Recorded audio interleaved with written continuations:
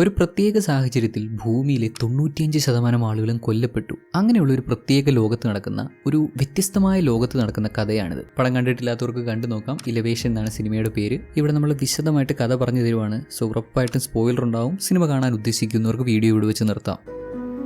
നമ്മുടെ ഭൂമിയിൽ എല്ലാ കാര്യങ്ങളും ഇങ്ങനെ അത്യാവശ്യം സ്മൂത്തായിട്ട് പൊക്കോണ്ടിരിക്കുമ്പോൾ പെട്ടെന്ന് കുറെ ഗർഭങ്ങളുണ്ടായി. അയ്യോ, ഗർഭങ്ങളല്ല കേട്ടോ, ഗർത്തങ്ങൾ, കുഴി. ഇതാരാണ് കുഴിച്ചത്, തനിയെ ഉണ്ടായി വന്ന കുഴിയാണോ എന്നുള്ള കാര്യങ്ങളൊന്നും വ്യക്തമല്ല. ഭൂമിയിലെ എല്ലാ രാജ്യങ്ങളിലും ഇങ്ങനെയുള്ള കുഴികളുണ്ടായി എന്ന് മാത്രമല്ല, ഈ കുഴിയിൽ നിന്ന് ഒരു പ്രത്യേക തരത്തിലുള്ള ജീവികൾ വന്ന് മനുഷ്യരെ ആക്രമിച്ച് കൊല്ലാൻ തുടങ്ങി. ഗത്യന്തരമില്ലാതെ ആളുകൾ രക്ഷപ്പെട്ട് ഓടാൻ ശ്രമിച്ചു. ഒത്തിരി പേര് ഈ ജീവികളെ ആക്രമിച്ച് അവരെ കൊലപ്പെടുത്താൻ നോക്കി. വളരെ വേഗത്തിൽ ചലിക്കാനും നിഷ്പ്രയാസം മനുഷ്യനെ കൊന്നുകളയാനും സാധിക്കുന്ന ഈ ജീവികളെ കീഴ്പ്പെടുത്തുക അല്ലെങ്കിൽ അവരെ തകർക്കുക ഒട്ടും പോസിബിൾ അല്ലാന്ന് തോന്നിപ്പോയി. കാരണം ഈ ജീവികളെ, ഈ റീപ്പേഴ്സിനെ ഷൂട്ട് ചെയ്തിട്ടൊന്നും കാര്യമില്ല, ഒന്നും ഏൽക്കുന്നില്ല, ബുള്ളറ്റ് കൊണ്ടൊന്നും ഒരു കാര്യമില്ല. മിലിറ്ററി മൂവ്മെന്റ്സ് പലതും നടത്തി, എല്ലാം വൻ പരാജയമായിരുന്നു. കോടാനുകോടിക്കണക്കിന് മനുഷ്യർ കൊല്ലപ്പെട്ട് കഴിഞ്ഞു. ഏതാണ്ട് 90% മേലെ മനുഷ്യർ കൊല്ലപ്പെട്ട് കഴിഞ്ഞിട്ടാണ് ഈ ജീവികളുടെ വീക്ക്നെസ് മനുഷ്യന് കണ്ടെത്താൻ സാധിക്കുന്നത്. 8,000 ഫീറ്റ് ആണ് ഈ റീപ്പേഴ്സിന്റെ വീക്ക്നെസ്. 7,999 അടി വരെ മാത്രമേ ഈ ജീവികൾ വരുള്ളൂ. എന്തുകൊണ്ട് അങ്ങനെ, എന്താണ് അവരെ തടഞ്ഞു നിർത്തുന്നത് എന്ന കാര്യം വ്യക്തമല്ല. ഒരുപക്ഷെ അത്രയും ഉയരത്തിലുള്ള തണുപ്പായിരിക്കാം, അല്ലെങ്കിൽ മറ്റെന്തെങ്കിലും റീസൺ ആയിരിക്കാം. എന്തു തന്നെയാണെന്നുണ്ടെങ്കിലും 8,000 അടിക്ക് മുകളിൽ മാത്രമാണ് മനുഷ്യൻ സേഫ്. മനുഷ്യൻ ഇനിയിപ്പോൾ ഭൂമിയിൽ അവിടെ മാത്രമേ ജീവിക്കാൻ സാധിക്കൂ. വലിയ വലിയ പർവ്വതങ്ങളിൽ കയറിപ്പോയി 8,000 അടിക്ക് മുകളിൽ ലോകത്തിന്റെ പല ഭാഗത്ത് പല കമ്മ്യൂണിറ്റീസ് ആയിട്ട് മനുഷ്യൻ ജീവിക്കേണ്ടി വരുന്നു. കൊളറാഡോ റോക്കി മൗണ്ടൻസിൽ 8,000 ഫീറ്റിൽ നിന്ന് ഏതാണ്ട് 260 ഫീറ്റ് താഴെയുള്ള ഒരു പ്രദേശത്ത് കൂടി ഒരു പയ്യൻ ഇങ്ങനെ നടന്നു പോകുന്നു. അവൻ നമ്മുടെ ഹീറോയുടെ മകനാണ്. ചെക്കൻ്റെ പേര് ഹണ്ടർ. ഈ പ്രദേശത്ത് കൂടി കുറെ മൃഗങ്ങളൊക്കെ ഇങ്ങനെ പോകുന്നത് കാണാം. ഒരുപക്ഷെ റീപ്പേഴ്സ് മൃഗങ്ങളെ ആക്രമിക്കില്ലായിരിക്കാം, മനുഷ്യരെ മാത്രമായിരിക്കാം അവർ ആക്രമിക്കുന്നത്.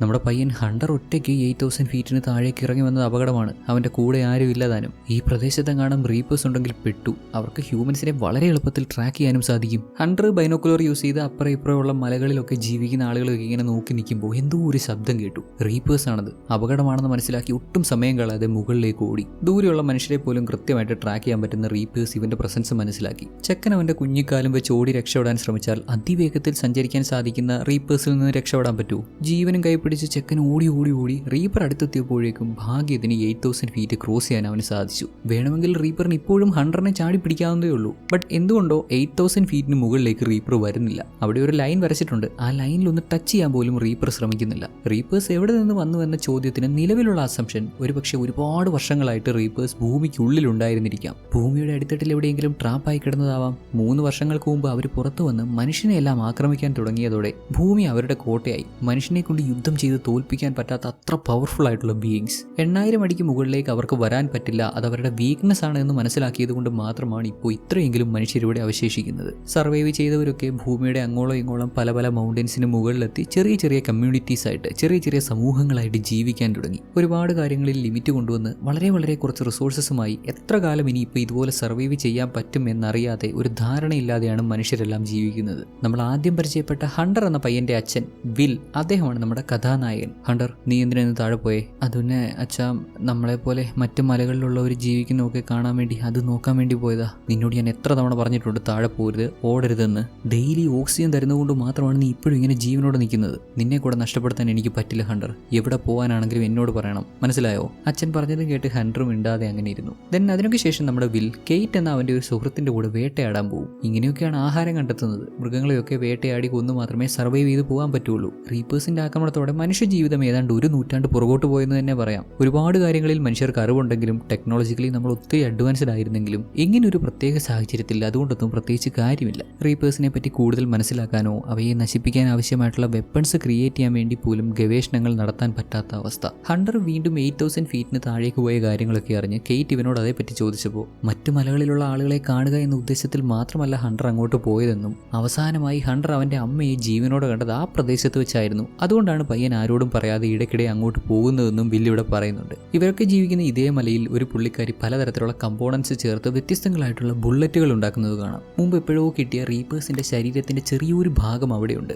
പല രീതിയിൽ പലതരത്തിൽ ബുള്ളറ്റ് ക്രിയേറ്റ് ചെയ്ത് അതിലേതെങ്കിലും യൂസ് ചെയ്ത് റീപ്പേഴ്സിന്റെ ശരീരം നശിപ്പിക്കാനാകുമോ, എന്തെങ്കിലും തരത്തിലുള്ള ആഘാതം ഏൽപ്പിക്കാൻ സാധിക്കുമോ എന്ന് ടെസ്റ്റ് ചെയ്യുവാണ് ആ പുള്ളിക്കാരി. ഇവരുടെ പേരാണ് നീന. ഇവിടെ റീപ്പേഴ്സിനെ നശിപ്പിക്കാനായിട്ട് എന്തെങ്കിലും വഴിയുണ്ടോ എന്ന് ഒരുപാട് നാളായിട്ട് അന്വേഷിക്കുന്നുണ്ടെങ്കിലും പല തരത്തിൽ പല രീതിയിൽ ഇതുപോലെ ബുള്ളറ്റ്സ് ക്രിയേറ്റ് ചെയ്തിട്ടുണ്ടെങ്കിലും ഇതുവരെ ഒന്നും ഫലവത്തായില്ല. നമ്മുടെ കഥാനായകൻ വില്ലിന്റെ ഭാര്യയും നീനയും ഒരുമിച്ചായിരുന്നു റീപ്പേഴ്സിനെ നശിപ്പിക്കാൻ ശ്രമിച്ചിരുന്നത്. ജീവൻ പണയം വെച്ച് റീപ്പേഴ്സിനെ നശിപ്പിക്കാനായിട്ട് അവർ പലതരത്തിൽ ശ്രമിച്ചു. അങ്ങനെ ഒരു ശ്രമത്തിനിടെയാണ് നമ്മുടെ കഥാനായകന്റെ ഭാര്യയെ അവന് നഷ്ടപ്പെടുന്നതും. ആ സംഭവങ്ങൾക്ക് ശേഷം വില്ല് ഒരുപാട് അങ്ങ് ഒതുങ്ങി. അവന് സ്വന്തമെന്ന് പറയാൻ അവന്റെ മകൻ മാത്രമല്ലേ ഉള്ളൂ. ഭാര്യയെ നഷ്ടപ്പെട്ടു. കുഞ്ഞിന് ഓൾറെഡി വലിയൊരു പ്രശ്നമുണ്ട്. റീപ്പേഴ്സിനെ നശിപ്പിക്കുക എന്നതിലുപരി തന്റെ കുഞ്ഞിനെ എങ്ങനെയെങ്കിലും സേവ് ചെയ്യുക എന്നുള്ള ഉദ്ദേശത്തിലാണ് വില്ല് ഇപ്പോൾ മുന്നോട്ട് ജീവിക്കുന്നത്. നീനയാണെങ്കിലോ തങ്ങളുടെ കൂട്ടത്തിലുള്ള ഒരുപാട് ആളുകളെ റീപ്പേഴ്സ് കൊന്നിട്ടും എങ്ങനെയെങ്കിലും അവറ്റകളെ നശിപ്പിക്കാനുള്ള വഴി കണ്ടുപിടിക്കണമെന്നുള്ള ഒറ്റ ഉദ്ദേശത്തിൽ കണ്ടിന്യൂസ് ആയിട്ട് പുതിയ പുതിയ രീതിയിൽ ബുള്ളറ്റ്സ് ക്രിയേറ്റ് ചെയ്ത് റീപ്പേഴ്സിനെ നശിപ്പിക്കാൻ എന്തെങ്കിലും വഴിയുണ്ടോ എന്ന് അങ്ങനെ ശ്രമിച്ചുകൊണ്ടേയിരിക്കുന്നു. ഡേ ബൈ ഡേ ഹണ്ടറിന്റെ സാഹചര്യം മോശമായി വന്നുകൊണ്ടിരിക്കുകയാണ്. എല്ലാ ദിവസവും കൃത്യമായി ഓക്സിജൻ കൊടുത്തെങ്കിൽ മാത്രമേ അവൻ ജീവനോടെ ഉണ്ടാവൂ. അവന്റെ ജീവൻ പിടിച്ചു നിർത്താൻ ആവശ്യമായിട്ടുള്ള പ്രധാനപ്പെട്ട സപ്ലൈസ് ഒക്കെ കുറഞ്ഞു വരുന്നുണ്ട്.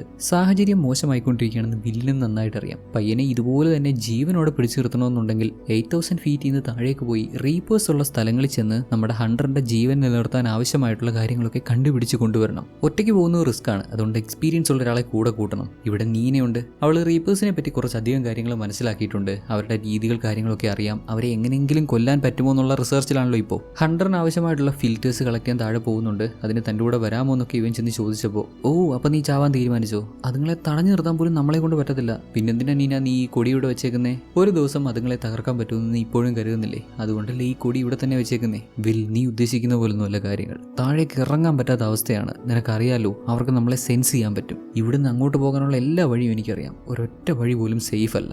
ഇത് വെറുതെ മരണം വിളിച്ചു വരുത്തുന്ന പോലെയാ. അതുകൊണ്ട് നീ വേണേ പൊക്കോ, ഞാനില്ല. നീന പ്ലീസ്, റീപ്പേഴ്സിനെയൊക്കെ സർവൈവ് ചെയ്ത് ഇവിടെ വന്ന ഒരേ ഒരാൾ നീ മാത്രമാണ്. അതുകൊണ്ടല്ലേ നിന്നോട് സഹായം ചോദിക്കുന്നേ? വിൽ ഇങ്ങനെ പലതും പറഞ്ഞ് കൺവിൻസ് ചെയ്യാൻ നോക്കുന്നുണ്ടെങ്കിലും പുള്ളിക്കാരി അങ്ങോട്ട് സമ്മതിക്കുന്നില്ല. അന്ന് നീനയ്ക്ക് ഇവിടെ വരെ എത്താൻ പറ്റിയത് അത് വെറും ലക്ക് കാരണമാണ്. അവളുടെ ഭാഗ്യം കൊണ്ടാണ് റീപ്പേഴ്സിൽ നിന്ന് രക്ഷപ്പെടാൻ പറ്റിയത്. ഇനി അതുപോലൊരു ചാൻസ് എടുക്കാൻ പറ്റില്ല. റിസ്ക് കൂടുതലാണ് എന്ന് പറയാണ്. വില്ല് ഹണ്ടറിന് വേണ്ടി ഫിൽറ്റേഴ്സ് കളക്ട് ചെയ്യാൻ എങ്ങോട്ടാണോ പോകാൻ ഉദ്ദേശിക്കുന്നത് അതേ സ്ഥലത്ത് തന്നെ നീനയ്ക്ക് ആവശ്യമുള്ള കാര്യങ്ങളുണ്ട് എന്നും പറയുന്നുണ്ട്. അവിടെ എത്തിയാൽ ഒരുപക്ഷെ ഇവൾ ഉദ്ദേശിക്കുന്ന പോലെ റീപ്പേഴ്സിനെ കൊല്ലാനുള്ള ബുള്ളറ്റ്സ് ക്രിയേറ്റ് ചെയ്യാൻ സാധിച്ചേക്കും. മാത്രമല്ല വില്ലിന്റെ ഭാര്യ താര നീനയുടെ കൂടെ റീപ്പേഴ്സിനെ കൊല്ലാൻ വർക്ക് ചെയ്തിരുന്നല്ലോ. ഇതൊക്കെ പറഞ്ഞ് തന്റെ കൂടെ വരണമെന്ന് ആവശ്യപ്പെട്ടപ്പോൾ ഇവളും സമ്മതിക്കുവാണ്. അങ്ങനെ ഹന്ന എന്നൊരു സ്ത്രീയോട് ഹണ്ടറിനെ നോക്കിക്കണമെന്നൊക്കെ പറഞ്ഞ് പുള്ളിക്കാരെ ഏൽപ്പിച്ചിട്ട് നമ്മുടെ വില്ല് ആയുധങ്ങളൊക്കെ കളക്ട് ചെയ്യാൻ ചെന്നപ്പോൾ കെയ്റ്റും അവിടെ വന്ന് വെപ്പൺസ് ഒക്കെ എടുത്ത് അവളും വരുന്നുണ്ടെന്ന് പറയാണ്. 8000 ഫീറ്റിന് താഴേക്ക് പോയിട്ട് തിരിച്ചു വരും എന്നുള്ളൊരു പ്രതീക്ഷ മാത്രമേ വില്ലിനുള്ളൂ. ഹണ്ടർ അത്രത്തോളം ബുദ്ധിമുട്ടിലായതുകൊണ്ടാണ് ഇത്രയും വലിയൊരു റിസ്ക് ഇവൻ തന്നെ എടുക്കുന്നത്. എന്നിട്ട് ഇവളിപ്പോൾ കൂടെ ചെല്ലണമെന്ന് പറഞ്ഞ് നിർബന്ധിച്ചപ്പോൾ അവനാവുന്നേ പോകുന്നേ തടയാൻ ശ്രമിക്കുന്നുണ്ടെങ്കിലും പുള്ളിക്കാരി കേട്ടില്ല.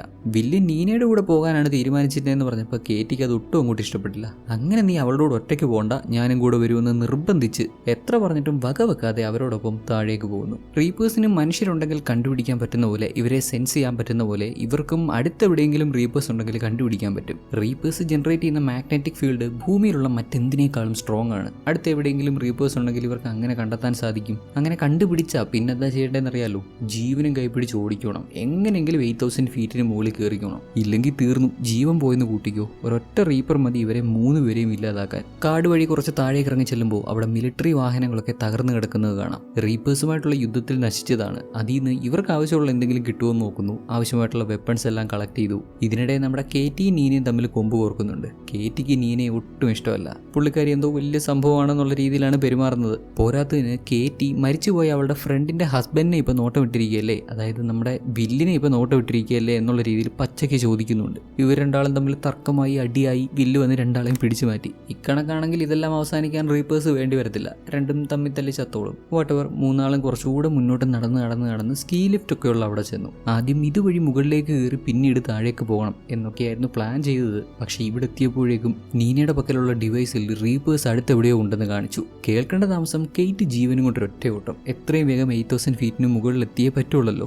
എന്നാൽ നീന പറയുന്നതാവട്ടെ ഇവിടെ ഇപ്പോൾ ഓടി രക്ഷപ്പെടാൻ ശ്രമിക്കുന്നതുകൊണ്ട് കാര്യമൊന്നുമില്ല. ഓടി രക്ഷപ്പെടാൻ പറ്റത്തില്ല. അപ്പോഴേക്കും റീപ്പേഴ്സ് വന്നവരെ കൊന്നുകളയും. സോ ബെറ്റർ ഓപ്ഷൻ റീപ്പർ വരുന്നതിന് മുമ്പ് ഇവിടെയുള്ള സ്കീ ലിഫ്റ്റ് ഓൺ ചെയ്ത് അതിൽ രക്ഷപ്പെടാവുന്നതാണ്. വില്ലിനും നീന പറയുന്നത് ശരിയാണെന്ന് തോന്നിയിട്ട് രണ്ടാളും സ്കീ ലിഫ്റ്റ് ഓൺ ചെയ്യാൻ നോക്കുന്നു. കേറ്റ് കുറച്ച് ദൂരം മുകളിലേക്ക് ഓടിയിട്ട് അവിടുന്ന് റീപ്പറിന് നേരെ ഗ്രനേഡ് ഒക്കെ ഇട്ട് അതിനെ തടഞ്ഞു നിർത്താൻ ശ്രമിക്കുന്നുണ്ട്. എന്നാൽ ഇതുകൊണ്ട് പ്രത്യേകിച്ച് കാര്യമൊന്നുമില്ല. ഇതൊന്നും വെച്ച് റീപ്പറിനെ തടഞ്ഞു നിർത്താൻ പറ്റത്തില്ല. ഇവൾ എത്ര തവണ ഗ്രനേഡ് യൂസ് ചെയ്തെന്ന് പറഞ്ഞാലും അതിന്റെ മൂട്ടിൽ കുറച്ച് പൊടി തെറിക്കുമെന്നല്ലാതെ പ്രത്യേകിച്ച് കാര്യമൊന്നുമില്ല. ഏതായാലും അപ്പോഴേക്കും നമ്മുടെ വില്ലും നീനയും കൂടെ സ്കീ ലിഫ്റ്റ് ഓൺ ചെയ്ത് അതിൽ കയറി മുകളിലേക്ക് പോകാൻ ശ്രമിക്കുകയാണ്. കേറ്റ് റീപ്പറിൽ നിന്ന് ഓടി രക്ഷപ്പെടാനും ശ്രമിക്കുന്നു. എങ്ങനെയെങ്കിലും അവളെ കൂടെ പിക്ക് ചെയ്യണമല്ലോ. തൊട്ടടുത്തുള്ള പോസ്റ്റിൽ വലിഞ്ഞു കയറി സ്കീ ലിഫ്റ്റിലേക്ക് ചാടാൻ നോക്കി. ഒരിത്തിരി ഒന്ന് മാറിപ്പോയെങ്കിലും നമ്മുടെ വില്ല് അവളെ പിടിച്ചു. എന്തൊക്കെ പറഞ്ഞാലും ഒടുക്കം 8000 ഫീറ്റിന് മുകളിലേക്ക് ഇവർക്ക് എത്താൻ പറ്റി എന്ന സമാധാനത്തിലിരിക്കുമ്പോൾ ഇരിക്കുമ്പോഴാണ് ആ ഒരു റീപ്പർ കേബിളിൽ പിടിച്ച് വലിക്കുന്നത്.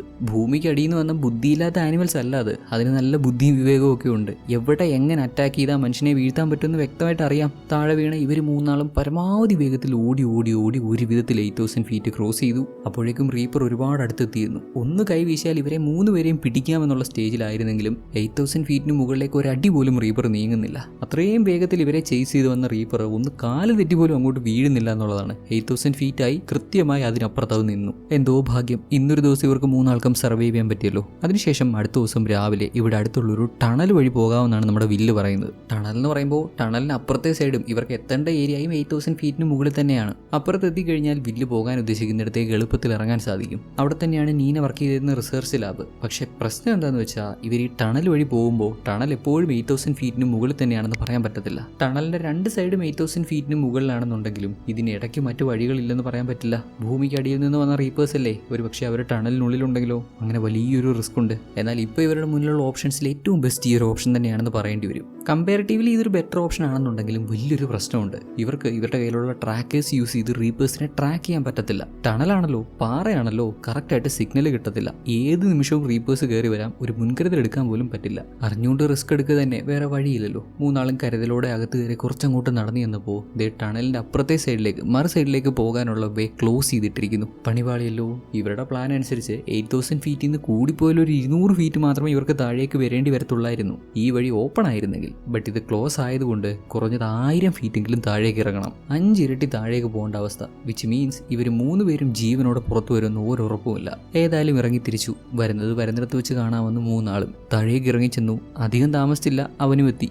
ഒരു റീപ്പർ ഇവരെ പിന്തുടരുന്നു. ഓടി ഓടി ചെന്ന് റീപ്പറിന് കയറി വരാൻ പറ്റാത്ത രീതിയിലുള്ള ചെറിയൊരു ഗ്യാപ്പിൽ കയറി ഒളിക്കും. റീപ്പറിന് അതിന്റെ ടെന്റക്കിൾസ് ഇവർ കയറിയ ഗ്യാപ്പിലേക്ക് ഇട്ട് ഇവരെ 3 പേരെയും പിടിച്ച് പുറത്തിടാവുന്നതേ ഉള്ളൂ. അത് വ്യക്തമായി അറിയാവുന്ന മൂവരും ലൈറ്റ്സ് എല്ലാം ഓഫ് ചെയ്ത് ആ ഒരു ചെറിയ ഗ്യാപ്പിൽ കയറി ശ്വാസം വിടാതെ ശ്വാസം പിടിച്ച് അങ്ങനെ നിൽക്കും. കാരണം റീപ്പേഴ്സ് ഇവരെ ട്രാക്ക് ചെയ്യുന്നത് മനുഷ്യർ പുറന്തള്ളുന്ന കാർബൺ ഡൈ ഓക്സൈഡ് ഉപയോഗിച്ചാണ്. ശ്വാസം പിടിച്ചു നിന്ന റീപ്പർ അങ്ങ് തിരിച്ചു പോകുള്ളൂ എന്ന് വരെ കുറേ നേരം ശ്വാസം പിടിച്ച് നിൽക്കും. ശ്വാസം പിടിച്ച് നിൽക്കുന്നതിന് ഒരു ലിമിറ്റില്ലേ? എത്ര നേരം എന്ന് വെച്ചാൽ ഇങ്ങനെ നിൽക്കുക. ഉടനടി നമ്മുടെ വില്ല് കയ്യിലുണ്ടായിരുന്ന ഫ്ലെയർ കത്തിച്ച് അങ്ങോട്ടിട്ട് റീപ്പറിനെ ഡിസ്ട്രാക്ട് ചെയ്തു. അവിടെ കണ്ട ചെറിയൊരു ഗ്യാപ്പിലൂടെ അപ്പുറത്തേക്ക് കയറി വീണ്ടും അവിടുന്ന് പുറത്തു പോകാനൊരു ഗ്യാപ്പ് കണ്ടപ്പോൾ കേറ്റി അധികം ഒന്നും ചിന്തിക്കാതെ അതുവഴി ചാടി അങ്ങ് പുറത്തിറങ്ങിയെന്നേ. അങ്ങനെ അങ്ങ് പോകരുത്, അപകടമാണെന്ന് ബാക്കി 2 പേരും പറയാൻ ശ്രമിക്കുന്നുണ്ടെങ്കിലും അപ്പോഴേക്കും കേറ്റി അപ്പുറത്ത് ഇറങ്ങി ഒരു റീപ്പറിന്റെ മുന്നിൽ ചെന്ന് പെട്ടിരുന്നു. വില്ലിനും മീനയ്ക്കും കേറ്റിനെ രക്ഷപ്പെടുത്താൻ യാതൊന്നും ചെയ്യാൻ സാധിക്കുമായിരുന്നില്ല. അപ്പോഴേക്കും റീപ്പർ അതിന്റെ ടെന്റക്കിൾസ് യൂസ് ചെയ്ത് അവളെ കുത്തി കൊന്നിരുന്നു. കേറ്റിയെ കൊന്നിട്ട് റീപ്പേഴ്സ് ഇവർക്ക് പിന്നാലെ വരുന്നുണ്ടെന്ന് മനസ്സിലാക്കി 2 പേരും വേഗത്തിൽ അവിടുന്ന് ഓടി പുറത്തിറങ്ങുവാണ്. വില്ലിനും മീനയ്ക്കും ഒത്തിരി വിഷമമായി. അവരുടെ കൺമുന്നിൽ വെച്ച് കേറ്റി കൊല്ലപ്പെട്ടിട്ടും അവളെ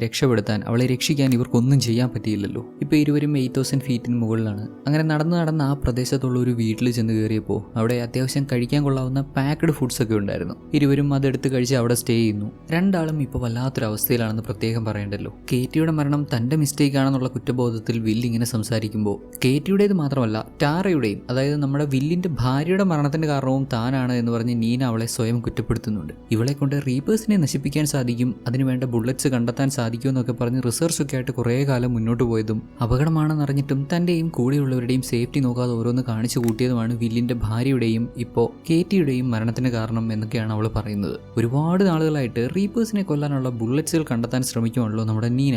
റീപ്പേഴ്സിനെ നശിപ്പിക്കാനൊക്കെ പറ്റും, അതിന് മഗ്നീഷ്യം ഓക്സൈഡിന്റെ ക്യൂബിക് വേർഷൻ വേണം. ഇവരൊക്കെ താമസിച്ചിരുന്ന ആ മലമുകളിൽ 8000 ഫീറ്റിന് മുകളിൽ അത് കിട്ടില്ല. ഇപ്പോൾ വില്ലും നീനയും പോകാൻ ശ്രമിക്കുന്ന അവിടെ ഇവളുടെ റിസർച്ച് ലാബിൽ മഗ്നീഷ്യം ഓക്സൈഡിന്റെ ക്യൂബിക് വേർഷൻ ഉണ്ട്. സാധാരണ ആനിമൽസ് പോലെയല്ല ഈ റീപ്പേഴ്സ്. അവരുടെ ശരീരത്തിൽ ഇലക്ട്രിക്കൽ ചാർജസ് ഉണ്ട്. അതൊരു ഡിഫൻസ് മെക്കാനിസം പോലെ ആക്ട് ചെയ്യുന്നതുകൊണ്ട് തന്നെ ഈ മൃഗങ്ങളെ സാധാരണ ബുള്ളറ്റ്സിനോ ഗ്രനേഡ്സിനോ ഒന്നും ചെയ്യാൻ സാധിക്കത്തില്ല. അവരെ കൊല്ലാൻ പറ്റത്തില്ല. എന്നാൽ ഇതുവരെയുള്ള നീനയുടെ പഠനങ്ങളിൽ നിന്ന് അവൾ ഉദ്ദേശിക്കുന്ന പോലെ ബുള്ളറ്റ്സ് ക്രിയേറ്റ് ചെയ്യാൻ സാധിച്ചാൽ ഉറപ്പായും റീപ്പേഴ്സിനെ നശിപ്പിക്കാൻ സാധിക്കുമെന്നാണ് അവൾ പറയുന്നത്. ഇൻസ്റ്റന്റ്ലി ഒറ്റ ഷോട്ടിൽ തന്നെ റീപ്പേഴ്സിന്റെ ഇലക്ട്രിക്കൽ ചാർജ് അവർക്ക് തന്നെ വിനാശമാകും. ദെൻ അടുത്ത ദിവസം രാവിലെ തന്നെ നമ്മുടെ വില്ലും നീനയും ആ പ്രദേശത്തുണ്ടായിരുന്ന ഒരു വാഹനത്തിൽ നേരെ ഹോസ്പിറ്റലിലേക്ക് പോയി. റീപ്പേഴ്സ് വരുന്നതിന് മുമ്പ് ഹെൻറിയുടെ ജീവൻ നിലനിർത്താൻ ആവശ്യമായിട്ടുള്ള സപ്ലൈസ് ഒക്കെ കളക്ട് ചെയ്യണമല്ലോ. ഇരുവരും ഹോസ്പിറ്റലിനകത്ത് കയറി അവർക്ക് വേണ്ട കാര്യങ്ങളൊക്കെ കളക്ട് ചെയ്ത് പുറത്തിറങ്ങാൻ തുടങ്ങിയപ്പോൾ റീപ്പർ വരുന്നു. പൊട്ടിപ്പൊളിഞ്ഞ് നാശമായി കിടക്കുന്ന ഈ ബിൽഡിങ്ങിൽ നിന്ന് റീപ്പറിനെ മറികടന്ന് രക്ഷപ്പെടുക എന്ന് പറയുന്നത് ഇത്തിരിയേറെ ടാസ്ക് ആയിട്ടുള്ള കാര്യമാണ്. 2 രണ്ടാളും റീപ്പറിന്റെ പിടിയിലായി എന്ന് തോന്നിക്കുന്ന ഒരു പോയിന്റിൽ നമ്മുടെ ഹീറോ നീനയോട് അപ്പുറത്തോട്ട് മാറി നിൽക്കാൻ പറഞ്ഞിട്ട്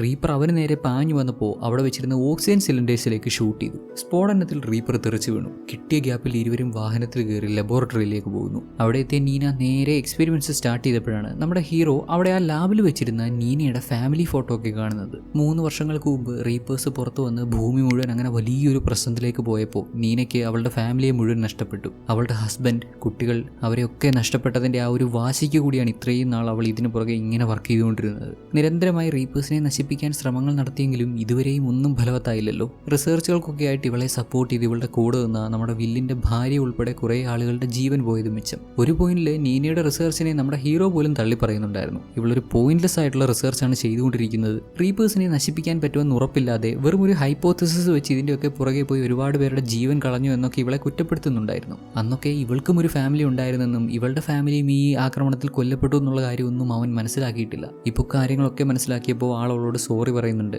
ആൻഡ് നീന ഇവിടെ ബുള്ളറ്റിൽ മാറ്റങ്ങൾ വരുത്തി വീണ്ടും അത് യൂസ് ചെയ്ത് നോക്കിയെങ്കിലും ഇത്തവണയും ഫലമൊന്നുമില്ല. ഇങ്ങനെ കൂടിയായപ്പോൾ വില്ലിനോട് അവൾ തിരികെ പോക്കോളാൻ പറയാണ്.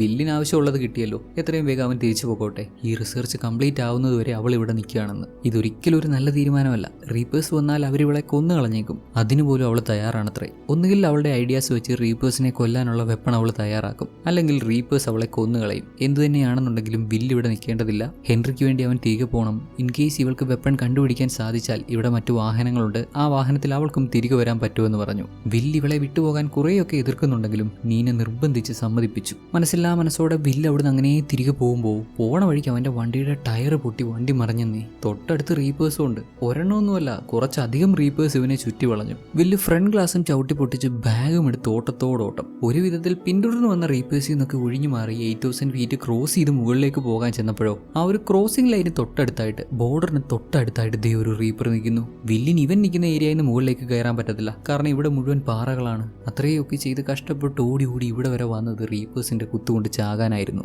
ഇനിയിപ്പോൾ കൂടുതലൊന്നും ചെയ്യാനില്ലല്ലോ. ഓടി മാറാൻ പോലും പറ്റാത്ത അവസ്ഥയിൽ അങ്ങനെ പെട്ടു നിൽക്കുമ്പോഴാണ് കൂട്ടത്തിൽ ഒരു റീപ്പർ പെട്ടെന്ന് പൊട്ടിത്തെറിച്ചു പോകുന്നത്. വില്ലിന് അങ്ങ് അത്ഭുതമായി. ഇതെന്ത് സംഭവിച്ചേ? ഈ റീപ്പർ എങ്ങനെ പൊട്ടിത്തെറിച്ചു പോയേ? തിരിഞ്ഞു നോക്കിയപ്പോൾ ദേ നമ്മുടെ നീന. പുള്ളിക്കാരി എക്സ്പെരിമെന്റ്സിലൂടെ റീപ്പേഴ്സിനെ നശിപ്പിക്കാൻ പറ്റുന്ന വെപ്പൺ കണ്ടുപിടിച്ചു. ഒരൊറ്റ ഷോട്ടിൽ റീപ്പറിനെ പൂർണ്ണമായും ഇല്ലാതാക്കാൻ സാധിക്കുന്ന അത്രയ്ക്കും പവർഫുൾ ആയിട്ടുള്ള ബുള്ളറ്റ്സ്. വില്ലിനെ ആക്രമിക്കാൻ വന്ന റീപ്പേഴ്സിന്റെ എല്ലാം ശരീരഭാഗങ്ങൾ പൊട്ടിത്തെറിച്ചു. അത് നോക്കുമ്പോഴാണ് ഇവർക്ക് മനസ്സിലാവുന്നത് ഇതൊന്നും ആക്ച്വലി ആനിമൽസ് അല്ല, ഇതൊക്കെ മെഷീൻസ് ആണ്. ആരോ എവിടുന്നോ ക്രിയേറ്റ് ചെയ്ത് വിട്ടിരിക്കുന്ന, മനുഷ്യനെ കൊല്ലാൻ പ്രോഗ്രാം ചെയ്ത് വിട്ടിരിക്കുന്ന റോബോട്ട്സ് ആയിരുന്നു. ഇതൊക്കെ മെഷീൻസ് ആണോ? ഇതൊക്കെ എവിടുന്ന് വന്നു എന്ന് ചോദിക്കുമ്പോൾ നീന മുകളിലേക്കൊന്ന് നോക്കും. ഒരുപക്ഷെ ഏലിയൻസ് ആണോ അവൾ ഉദ്ദേശിച്ചത്?